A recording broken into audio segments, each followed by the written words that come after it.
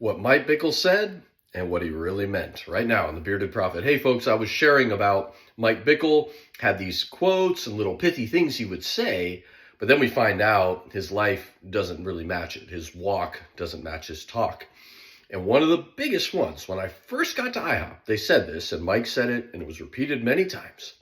They said, you ever heard that phrase, so-and-so is so heavenly minded that they're no earthly good?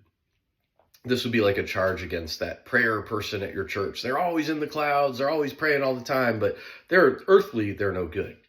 Well, they looked me in the eye, and Mike would say it too. He goes, I guarantee you that doesn't exist. That's not real. That as long as you're praying, you are doing good. You're shifting the heavens. And we would talk about this at IHOP all the time.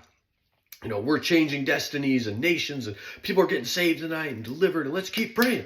And I prayed in the morning, I prayed in the noontime, the evening. I even did the overnights for several years. And that's where I met my lovely wife. So I love it. And there is value in day and night prayer, and maybe even 24-hour prayer. But I quickly began to, at first I was intrigued. I was like, wow, yeah, prayer is the most important thing, right? Like, yeah, it's really good. But over time, I began to question that belief so dogmatic. And this would be examples of people that maybe were praying all day or in this prayer room all day, but were neglecting their family. Or one lady told me I was spending more and more time in that prayer room, and I would come home and scream at my husband. And then she actually said, I think something's wrong. I need to work on my marriage. I said, you're right. Or people praying all day and having affairs and sleeping around with other people.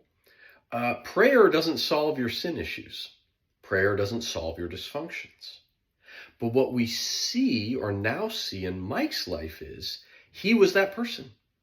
He was relying on his religious works and his fervor and devotion to prayer to absolve him of past sins, which is what he said to Deborah Perkins, or her husband, in an email you can read, and to maybe keep him from current ones, or get him out of that. So when Deborah Perkins' husband met with Mike and said, hey, my wife says you did this back when she was 19, Mike wrote this rumbling email. He's like, and I thought this was under the blood, and I can't believe you would do this to someone who spent the last 20 years praying like night and day. And, we find out all these other things going on. No, you can be too heavenly minded if your life's no earthly good. Prayer doesn't solve sin issues. Rightly aligned prayer, as I talk about in one of my other videos, why your prayers aren't being answered. So all prayer and no action is not the solution, and certainly prayer mixed with sin, not the solution.